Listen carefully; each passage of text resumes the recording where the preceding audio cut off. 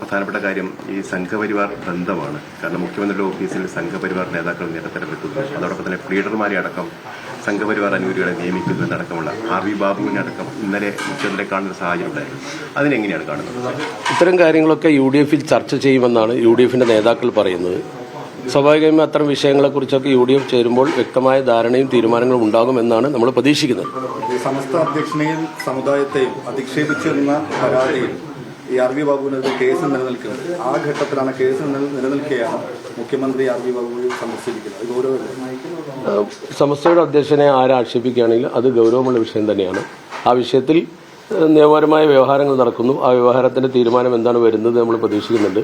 ഇക്കാര്യങ്ങളൊക്കെ UDF നേതാക്കളെ ബോധ്യപ്പെടുത്തുകയും ചർച്ച ചെയ്യുകയും ചെയ്യുമെന്നാണ് നമ്മൾ പ്രതീക്ഷിക്കുന്നത്. അതിനിടയിൽ ആ കേസിലെ പ്രതിയായിട്ടുള്ള മുഖ്യമന്ത്രിയെ പോയി കാണാൻ, അദ്ദേഹത്തിന്റെ ഓഫീസിൽ പോയി കാണാൻ, അങ്ങനെ പല ചർച്ചകളും നമുക്കിടയിൽ നടക്കുന്നുണ്ട്. കാരണം ചില നിയമനങ്ങളെക്കുറിച്ചും അതുപോലെ തന്നെ ചില ആളുകളെ ചില സ്ഥാനത്ത് വെച്ചതിനെക്കുറിച്ചുമൊക്കെയുള്ള വ്യാപകമായ ചർച്ചകൾ നടക്കുന്നുണ്ട്.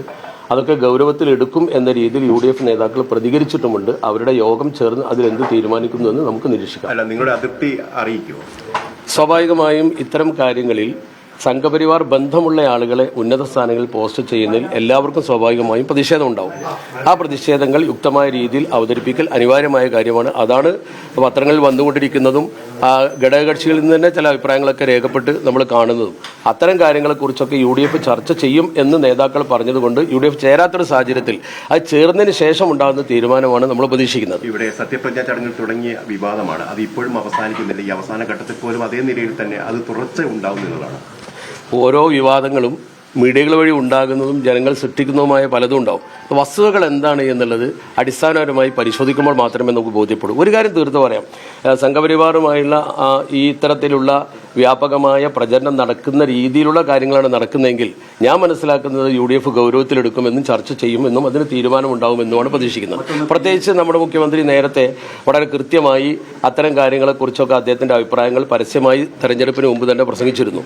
അങ്ങനെ സംഘപരിവാർ ബന്ധത്തെക്കുറിച്ചും അതുപോലെ തന്നെ കേരളത്തെ ഒരു വർഗീയതയിലേക്ക് കൊണ്ടുപോകാതെ ജനാധിപത്യ രീതിയിൽ സൗഹൃദപരമായി കൊണ്ടുപോകണം എന്നതിൽ നിശ്ചയദാർഢ്യതയുള്ളൊരു മുഖ്യമന്ത്രിയാണ് അദ്ദേഹം എന്ന് ബോധ്യപ്പെടുന്ന രീതിയിലുള്ള ഒരുപാട് പ്രഖ്യാപനങ്ങളും പ്രസംഗങ്ങളും ഒക്കെ അദ്ദേഹത്തിൽ നിന്ന് വന്നിരുന്നു. അതാണ് കേരളത്തിലെ ജനം അദ്ദേഹത്തെ സപ്പോർട്ട് ചെയ്തുകൊണ്ട് ഈ ഉന്നത സ്ഥാനത്ത് ഇരുത്താനുണ്ടായ സാഹചര്യം എന്നുകൂടി നമ്മൾ മനസ്സിലാക്കി.